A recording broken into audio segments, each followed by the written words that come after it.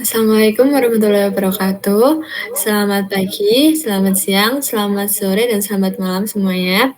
Jadi, di sini saya dan teman saya akan mempresentasikan kode program yang menjalankan algoritma Kamedoids dengan dataset berupa mahasiswa yang berpotensi DO maupun tidak.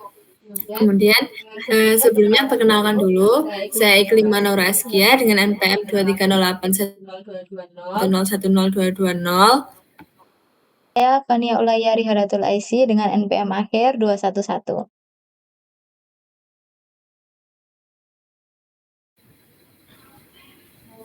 Nah, yang pertama, kita perlu mengimport beberapa library yang akan kita gunakan di Python ini, seperti Panda, NumPy, PyClustering, kemudian sklearn, Matplotlib, itu digunakan untuk clustering di Kamedoids-nya, kemudian ada tkinter atau tk itu digunakan untuk GUI-nya, dan yang lain. Kemudian terdapat variabel global untuk menyimpan hasil training dan juga clustering.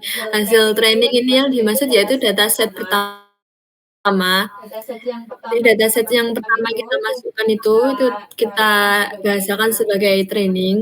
Kemudian hasil clusteringnya itu berarti ini yang masuk cluster 0 atau cluster 1, yang artinya dia ini berpotensi DO maupun tidak. Kemudian yang selanjutnya terdapat fungsi utama untuk preprocessing, clustering, dan label potensi DO. Yang pertama ini kita gunakan untuk tampilan di terminalnya sendiri. Yang pertama yaitu print untuk data awal, yaitu 5 data pertama akan terprint. Kemudian yang kedua ada preprocessing, yaitu mengubah data-data kategorikal dari status pekerjaan mahasiswa dan juga status beasiswa ke bilangan numerik. Kemudian yang selanjutnya ada step normalisasi. Jadi kita menggunakan min max scalar untuk menormalisasi. Jadinya nanti akan ada rentang 0 sampai 1. Kemudian yang selanjutnya yaitu menggunakan clustering dengan menggunakan Kamedoids. Di sini bisa dihitung juga jarak antar metrik atau Kamedoids-nya. Kemudian selanjutnya menyisipkan label cluster untuk ke setiap datanya. Dan yang terakhir yaitu menghitung rata-rata skor per cluster untuk menentukan cluster potensi DO. Jadi setelah dihitung rata-rata terus per clusternya itu berapa, dia itu lebih masuk ke cluster yang mana, cluster 0 apa cluster 1. Jadi dia ini DO atau tidak gitu. Kemudian nanti dihitung juga siluet skornya. Jadi kalau misalnya siluet skornya ini mendekati 1, itu lebih baik lagi gitu. Kemudian hasil-hasilnya ini nanti akan masuk ke dalam CSV.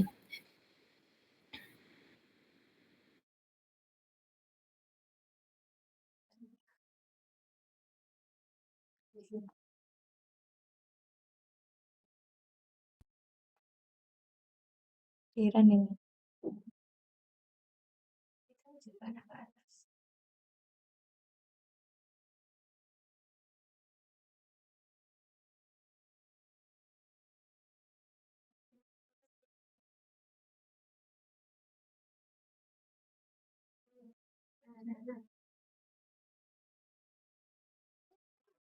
Nah, untuk output dari terminal itu sendiri, yang pertama kan tadi ada menampilkan 5 data pertama, yaitu yang menggunakan fget itu tadi, step pertama.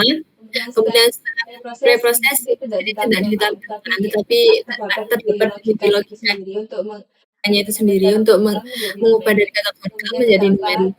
Kemudian terdapat step yang ketiga yaitu normalisasi, yang membuat rentangnya dari 0 sampai 1. Kemudian yang keempat terdapat step clustering dengan Kamedoids.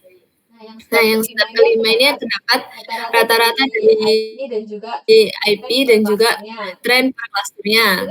Nah, di sini terdapat hitungan untuk cluster 0, itu IPK yang pertama itu di sekitar 3,0 sekian, kemudian IPK kedua itu di 2,6 sekian, dan tren IP-nya di 0, kan sekian. Kemudian untuk yang termasuk klaster 1, IPK 1-nya itu ada di 3,039 sekian, dan IPK 2-nya itu dia ada di 2,156 sekian, dan juga tren IP-nya terdapat di 1,137 sekian. Nah, skor rata-rata tiap klasternya itu klaster 0 itu ada di 2,204 sekian, dan klaster 1 itu ada di 2,111. Kemudian terdapat step terakhir yaitu output akhirnya. Jadi di sini terdapat 5 5 secara acak dari sarjana itu. Dia masuk di klaster 0 berarti potensi DO-nya iya begitu. Kemudian di step 7 dapat silot score-nya yaitu 0,3033 yaitu masih agak jauh dari angka 1. Jadi datanya masih kurang baik. Kemudian di akhir ada notifikasi bahwa, hasil clustering itu disimpan di hasil terminal.csv. Baik, selanjutnya saya akan melanjutkan kode Python-nya.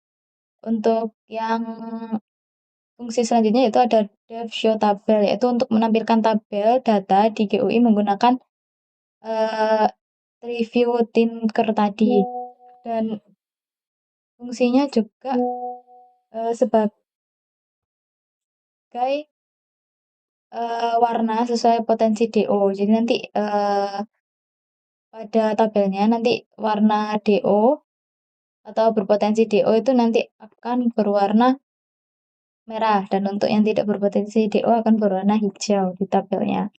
Kemudian terdapat fungsi def input data, yaitu fungsi ini itu untuk menampilkan form input data baru. Kemudian form ini juga muncul di panel paling kanan GUI setelah data utama dimuat. Jadi nanti terdapat 2 tampilan di outputnya. Terus kemudian input ini juga berupa jalur masuk, status beasiswa, pekerjaan, penghasilan, dan IPK. Lalu setelah submit, data akan ditambahkan dan dilakukan clustering ulang. Jadi nanti datanya akan ditampilkan di tabelnya. Dan kemudian ada fungsi def submit di sini untuk memproses data input. Di fungsi atasnya kan sudah terdapat input data. Kemudian setelah mengisi input data dengan format yang benar, maka selanjutnya pengguna bisa menekan tombol submit. Kemudian di tombol submit ini data baru akan digabungkan dengan dataset lama, kemudian program akan melakukan clustering ulang.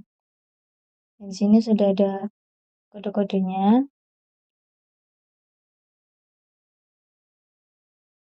Terus kemudian terdapat fungsi devload training data, yaitu fungsi ini tuh untuk membuat file dataset CSV tadi.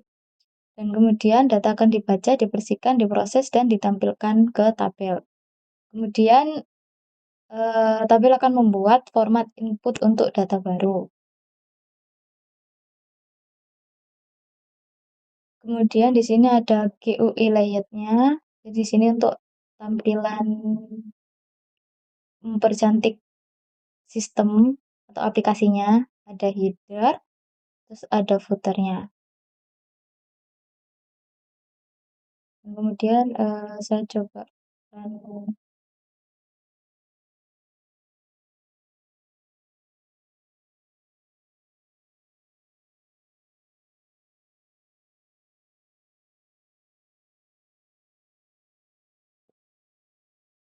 Dan setelah di-run, maka tampilannya akan menjadi seperti ini. Di sini tampilan utamanya ini ada header, dan di sini ada footer. Terus kemudian di sini ada button untuk load dataset dan tampilkan. Dan di sini pengguna bisa mengupload dataset.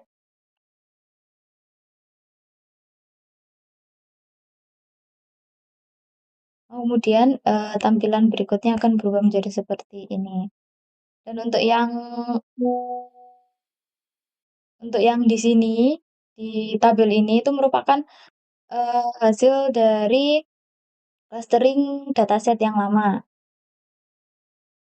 Ini totalnya dataset ada 160 mahasiswa. Terus kemudian jika ingin mengecek atau tambahkan data baru, diklik button tambahkan data baru, maka di bagian paling kanan sesuai dengan GUI tadi, maka akan menampilkan form untuk menginput data baru. Di sini ada jalur masuk, satu, siswa, satu. Ya di sini ada catatan atau pengkategorian. Jadi untuk IPK 1, untuk IPK kurang dari sama dengan 2 itu nanti pengguna akan memasukkan kategori 1. Jadi di input ini dikhususkan untuk memasukkan kategorinya saja. Dan untuk beasiswa ini 1 berarti tidak mendapat beasiswa. Terus untuk pekerjaan, dan kemudian di sini pekerjaan juga 0 bekerja dan 1 tidak bekerja. Lalu untuk penghasilan di sini juga menggunakan kategori. Untuk kategori 0 itu kurang dari sama dengan 500 dan untuk kategori lainnya ada 500 sampai 2 juta dan sebagainya. Di sini saya akan menginput 2 kategori, kategori 2. Lalu untuk IPK juga menggunakan kategori.